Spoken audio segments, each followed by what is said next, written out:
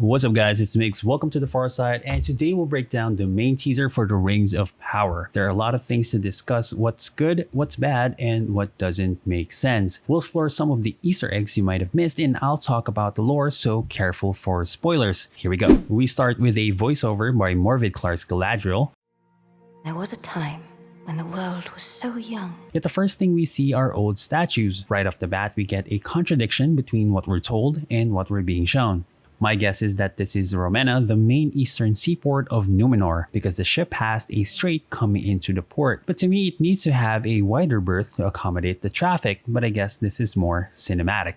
After a close-up of her eyes, we get a good look at Lorelin and Silperion in Valinor, before Morgoth and Ungoliant, yes, that humongous spider-like creature, drank its sap and poisoned them. Indeed, the sun and moon were created from these trees, so technically she is correct. This will probably be a part of a 10-minute prologue explaining the state of things as the show starts. Then the score changes to Call to me, lands far away. I'm not really sure what this is, maybe a riff on Treebeard's The End and Entwife song? Come back to me and say my land is best. We see landscape shots, nothing of note here, maybe just a callback to scenery we see in the OG trilogy. This snowy mountainous region, on the other hand, might be one of two things. We'll get to that in a minute. Then a voiceover by a Harfoot said to be the dark-skinned pseudo-progenitor of the Hobbit race. Elves have forests to protect. Then we see these elven structures. Okay, this kind of looks like Imladris, but let me just point out some of the architectural issues here. In Rivendell, these arches are more of an accent, well, for obvious architectural reasons. The main structures, well, they look like houses. These do not make sense because when you put people inside a building without a roof, you tend to get wet. Maybe this is a place with eternal sunshine, so to me, this should be somewhere in Valinor. And just a side note on this elves and forest thing, to me a misconception, specifically in Tolkien's lore, this might be true for some, like the Sylvan Elves, but certainly not Eldar. In Quenya, this word even means people of the stars. True Tolkien fans know this, but the question is, do the show's writers? If you want him, come and claim him.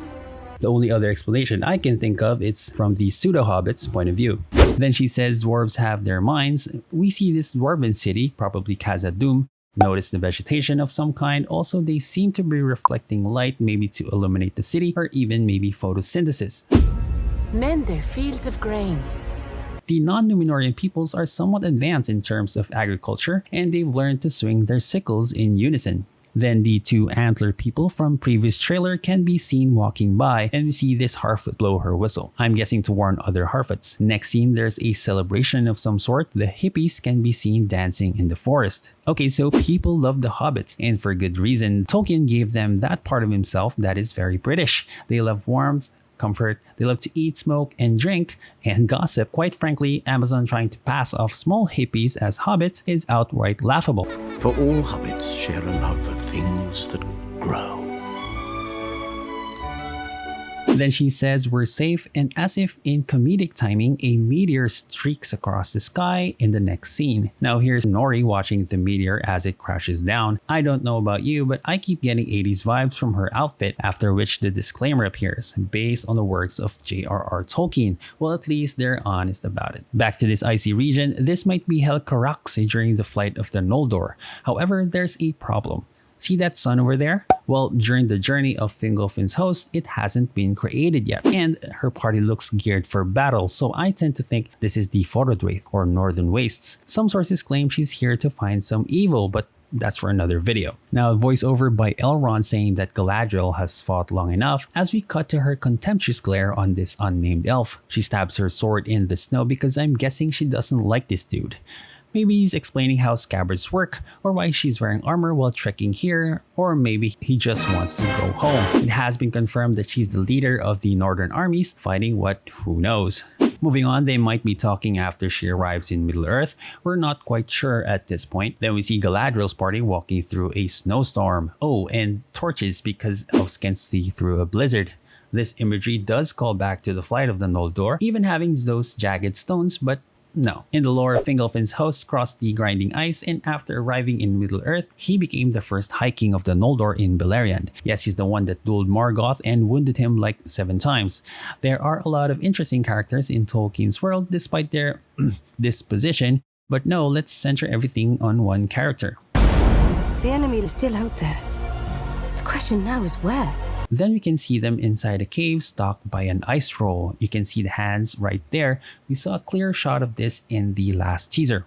Then we get an aerial shot of an elven city. This might be Mithlond or Grey Havens in Lindon. Another scene of Elrond can be seen here, saying it's over to Galadriel, referring to the defeat of Morgoth during the War of Wrath. But oh wait, she's seen something different. We see this scene bathed in red and Galadriel covered in ash. Looking at this closely, it's a submerged city with flaming buildings and dead floating bodies, which might be the fall of Numenor, or maybe a flashback of Beleriand during War of Wrath. If it's the former, then they make another precedent of Galadriel having foresight and she sees the fall of Numenor. There are elves with this gift, primarily Arwen, who had a vision of her son Eldarion with Elazar. Anyway, we see the lone ship from the beginning as it approaches Numenor. This should be a Numenorian ship. Notice the blazing sun emblem, and I'm sure the golden aesthetic draws from Pharazôn's moniker. Then we get to see inside of the port of Romena. Maybe this statue is Tar Miniatur or Elros. Yup, that's Elrond's brother. We see this place resembling where the Council of Elrond convened during the Fellowship of the Ring. This looks like a malorn tree with its distinctive golden leaves and ash gray trunk, although this one is small compared to the trees in Lothlorien. Why? Because it shouldn't even grow there. Now we see Gil-galad, so far the only one that looks like an elf. Darkness will march over the face of the earth. Again, we see young Elrond played by actor Robert Aramayo. He is Gil-galad's captain and herald before he founded Rivendell at the feet of the Misty Mountains. We get a good look of Mithlond looking over the Gulf of Lune. Then we see a band of orcs following this shaded character. This must be Adar or Orin, an evil elf played by Joseph Mowley, because it's not enough that orcs are twisted elves. Do you know how the orcs first came into being? They were elves once. You have to have an evil elf.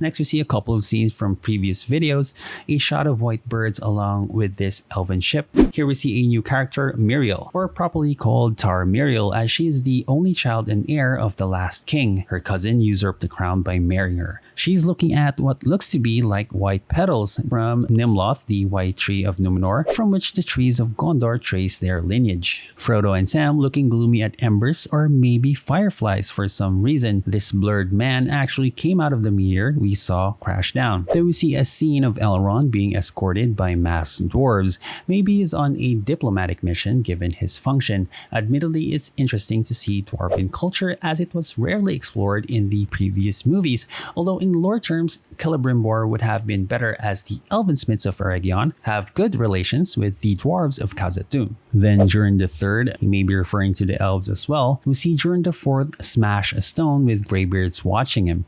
This may be connected to a later scene where he shows them an object. He might be referring to Mithril, a silver-like metal. Bilbo gave Frodo a shirt made of this stuff and it saved him. The unknown elf narrowly missing some falling ice. Then we get a glimpse of the new characters, the human Halbrand in a court, maybe in Numenor, and Arondir the Sindarin Elf, this time inside a tavern. Now we see warrior Galadriel riding her horse along with Halbrand charging with a line of Numenorian horsemen, which does not happen anywhere in the books. Maybe they use Pharazôn's campaigns to increase power abroad fighting other men because, well, he's kind of an asshole. But I doubt they'll do that, so probably they'll end up fighting orcs. Look, there's really something wrong with these Numenorian armor. It confuses me that the guards wear plate armor but the main army doesn't. Not only that, aesthetically I'm not sure what they're going for. A part of the helm says Rohirrim, but that doesn't make sense. Maybe Byzantium? A far cry from their OG counterparts to be sure. And they're supposed to be the greatest army of their time. but it seems elves are more advanced in terms of their armor, wearing full plate from head to toe as in late Middle Ages. Now look at the Harfoots hugging. This is naked Galadriel in a shipwreck we've seen before in other promotional materials. Then we see golden Numenorean ships again. This is Isildur, son of Elendil. Yes, the one who cut the One Ring from Sauron's hands. Galadriel riding her horse next to Elendil in the shores of Numenor. I'm not sure what she's doing there. Then we see Elendil making a speech, yes, doing a Last Jedi. Let the past die. And to me sounds like the self-imposed death knell on what will no doubt be history's most expensive TV show. Farazan making a speech and getting the people all riled up. Now we see Halbrand in leather armor riding a horse, grabbing this spear. The poster of him holding what looks to be a horse-shaped pommel. Not gonna get into that mess. Then elves under a dome of stars. This looks like the Oath of Feanor. Basically, they wage war on everyone who stands in their way to retrieve the Silmarils. Needless to say, it causes a lot of evil. Moving on, this reminds me of another thing. It looks like when Finrod saves Beren from that werewolf and gets mortally wounded. Or maybe this elf just wanted to dance. Then warrior Galadriel killing this ice troll, who's probably just protecting its lair.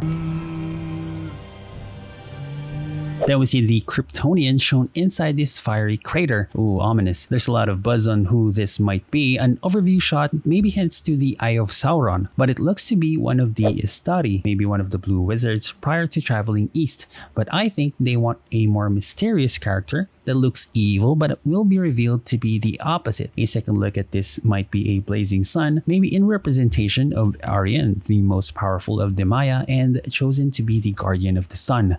I theorize this can be another one in service of the secret flame. I am a servant of the secret fire, wielder of the Flame of Anor. He even enters Middle-earth from the sky. The last shot we see for hobbits, I meant Harfoots. That's it for my breakdown, guys. Please subscribe if you like this content. I'll be covering the entire Rings of Power series and hopefully some theory videos before September 2nd. Stay safe out there and see you on the next one.